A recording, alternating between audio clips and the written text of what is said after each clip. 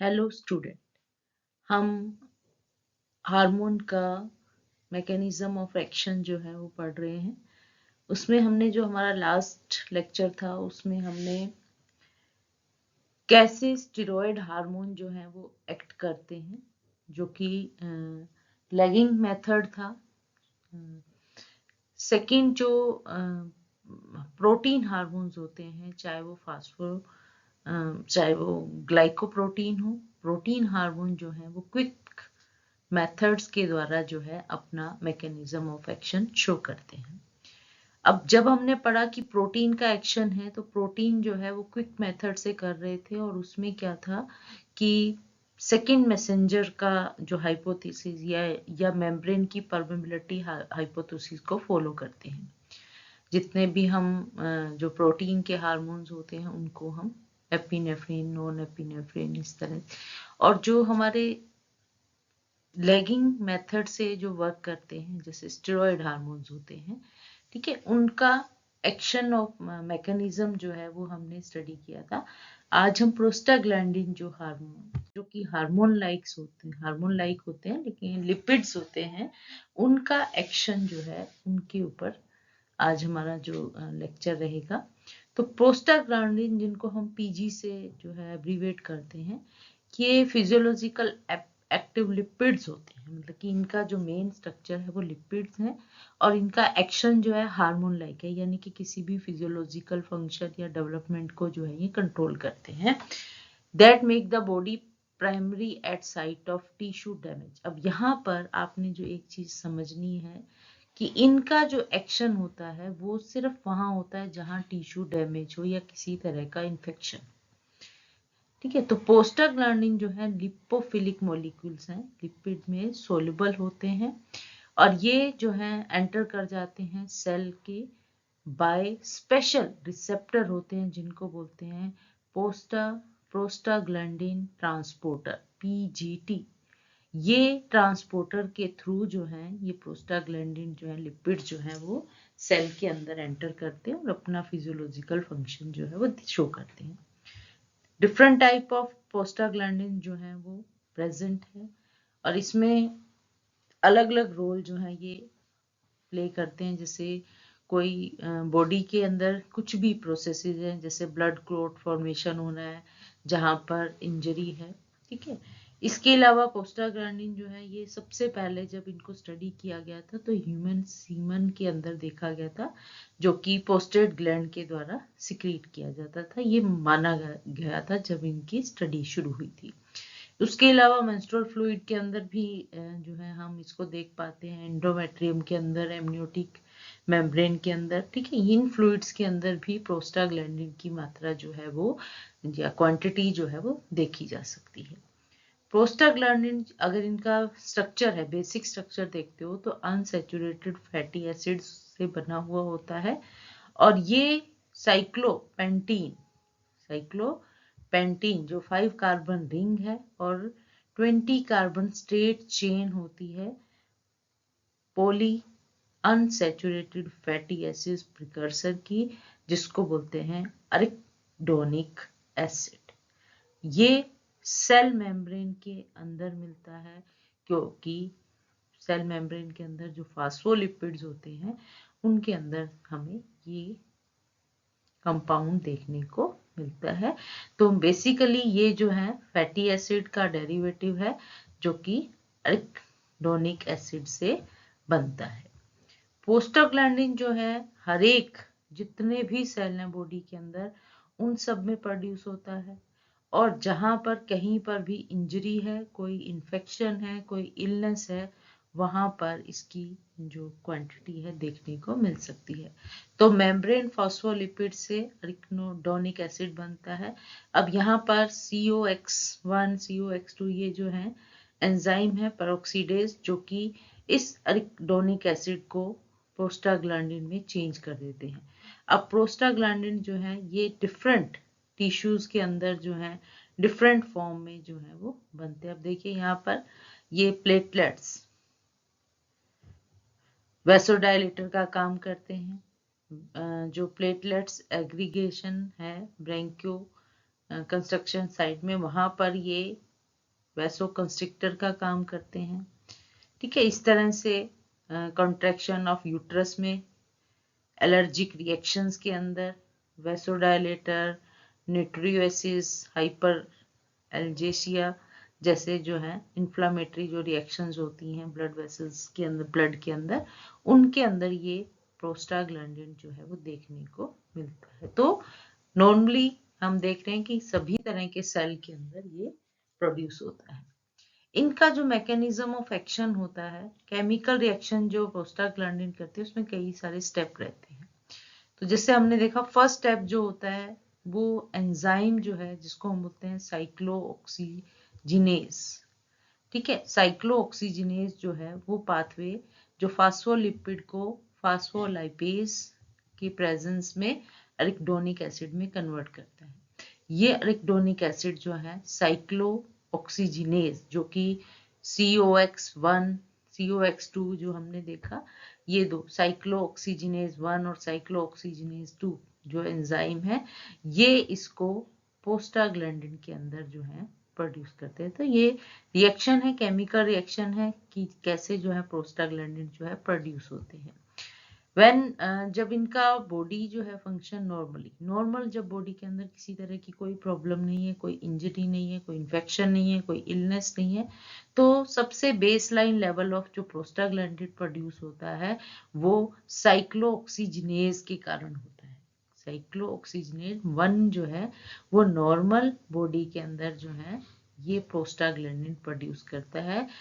लेकिन जब किसी तरह की कोई इंजरी होती है तो वहां पर उस एरिया के अंदर इन्फ्लामेशन हो जाती है और वहां पर साइक्लोऑक्सीजिनेज 2 जो है एक्टिवेट कर दे हो जाता है और वो मोर या एक्स्ट्रा प्रोस्टाग्लैंडिन प्रोड्यूस करने लगता है, यानी कि पॉजिटिव जो फीडबैक जो है इसको मिलता है, जो कि इंजरी को ठीक करने में हेल्प करता है। प्रोस्टाग्लैंडिन अगर आप बेसिकली देखते हैं तो ये शॉर्ट लिव्ड होते हैं, इजीली ब्रोक डाउन हो जाते हैं क्विकली बॉडी के अंदर, और ये अपने जो एक्शन जहां पर होता है वहां पर या उसके आसपास जो है देखने को मिलते हैं और प्रोड्यूस वहीं पर होते हैं, और ये regulate and limit their action. अब यहाँ पर देखिए, ये साइक्लोऑक्सीजिनेज अगर नॉर्मल रिएक्शन है तो 1 की प्रेजेंस में, और अगर ये इंजरी वाली साइड में है तो साइक्लोऑक्सीजिनेज 2 भी जो है वो वर्क करता है। और ये आप देखेंगे prostaglandin D2, E2, FA, alpha, I2, A2, ये डिफरेंट टाइप ऑफ प्रोस्टाग्लैंडिन जो है डिफरेंट सेल्स के अंदर प्रोड्यूस होते हैं। एक्शन जो है प्रोस्टाग्लैंडिन का वो है बाइंडिंग ऑफ राइटियोफाइल, क्योंकि different type of prostaglandin produce हो रहे हैं तो उनके लिए डिफरेंट टाइप ऑफ रिसेप्टर जो है वो प्रेजेंट होते हैं। ब्रेन के अंदर है, किडनी के अंदर, लंग्स के अंदर, थाइमस, स्प्लीन, हार्ट, सभी के अंदर डिफरेंट टाइप ऑफ प्रोस्टाग्लैंडिन जो हमारे रिसेप्टर हैं वो प्रेजेंट होते हैं। एटलीस्ट कहते हैं 8 डिफरेंट टाइप ऑफ जो प्रोस्टाग्लैंडिन रिसेप्टर है वो डिस्कवर किए जा चुके हैं। इनका फंक्शन अगर आप देखते हैं तो हर एक टिश्यू के अंदर जो है डिपेंड करता है कि टिश्यू कौन सा है, ठीक है, और उसके अंदर कौन सा एंजाइम स्पेसिफिक जो है वो वर्क कर रहा है। तो फंक्शन वेरी करता है ऑन द टिश्यू के ऊपर और उसके पाथवे में यूज होने वाले एंजाइम के ऊपर। सबसे पहले देखिए प्रोस्टासाइक्लिन, जिसको हम PG12, ठीक है, ये इनहिबिट करता है प्लेटलेट एग्रीगेशन को और वैसोडाइलेशन को बढ़ा देता है, यानी कि जो वेन्स हैं वो डायलेट हो जाती हैं, ब्लड सर्कुलेशन बढ़ जाता है, वहां पर जो है रेडनेस हो जाना, टेम्परेचर राइज करना, इन्फ्लामेटरी रिएक्शन जो है वो होने लग जाती हैं। तो प्लेटलेट एग्रीगेट हो जाते हैं उस पर्टिकुलर जगह पर जहां पर ये प्रोस्टाग्लैंडिन जो है प्रोड्यूस होता है, ठीक है। रिलीज ऑफ जो थ्रोम्बोक्सिन जो कि TXA2 के नाम से हम जानते हैं, वो प्लेटलेट से रिलीज होता है जब भी किसी तरह की इंजरी होती है, और वहां पर न्यू प्लेटलेट्स जो है एग्रीगेट होना शुरू हो जाते हैं। और जब प्लेटलेट्स एग्रीगेट होना शुरू हो जाते हैं तो वहां पर लोकल जो कंस्ट्रिक्शन जो है वो प्रोड्यूस हो जाते हैं। अब यहाँ पर आप देखेंगे ये एराकिडोनिक एसिड है, इसको COX2 ने ट्रिगर किया और ये बना दिया इसने थ्रोम्बोक्सिन। ठीक है, और यहाँ पर ये थ्रोम्बोक्सिन जो है ये जो है इसने क्या किया, प्लेटलेट को एग्रीगेट किया। ठीक है, इसने प्रमोट किया आर्थरोस्क्लेरोसिस को और फिर इसने किया वैसो कंस्ट्रिक्शन। अब कंस्ट्रिक्ट कर गई हैं, ठीक है, लेकिन जो प्रोस्टासाइक्लिन है वो इससे ऑपोजिट काम करता है, वो एग्रीगेशन को रोकता है तो वहां पर वैसोडाइलेशन जैसे हो जाती है। ठीक है, अब प्रोस्टासाइक्लिन है या थ्रोम्बोक्सिन है, ये प्रोस्टाग्लैंडिन जो है वो वहां पर बनता है जहां पर कोई डैमेज है, इन्फेक्शन है, और वहां पर इंफ्लामेटरी रिएक्शन होती है, वहां पर रेडनेस आएगी, वहां पर टेम्परेचर हाई हो जाएगा, पेन है, फीवर है, ये सब जो है पार्ट ऑफ हीलिंग प्रोसेस होते हैं।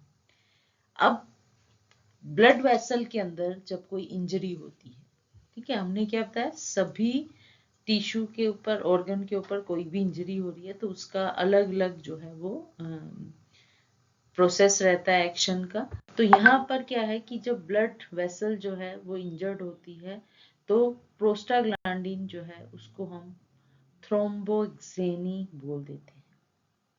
ये स्टिमुलेट करता है ब्लड क्लोटिंग को, ठीक है, जिसके कारण जो डैमेज होती है उस एरिया को जो है वो हील कर लेता है।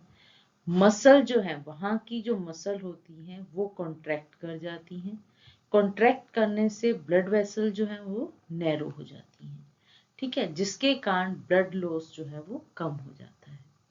दूसरा जो प्रोस्टाग्लैंडिन है जिसको हम प्रोस्टासाइक्लिन बोलते हैं, अब ये ऑपोजिट इफेक्ट दिखाता है थ्रोम्बोक्सिन के साथ, reducing blood clotting, removing any clot, no longer need. अब क्योंकि वहां पर इसके ऑपोजिट रिएक्शन है, अब क्लोटिंग की रिक्वायरमेंट नहीं है, अगर क्लोट है तो उसके रिमूव हो जाता है क्योंकि रिक्वायरमेंट नहीं है, ब्लड फ्लो की जरूरत नहीं है,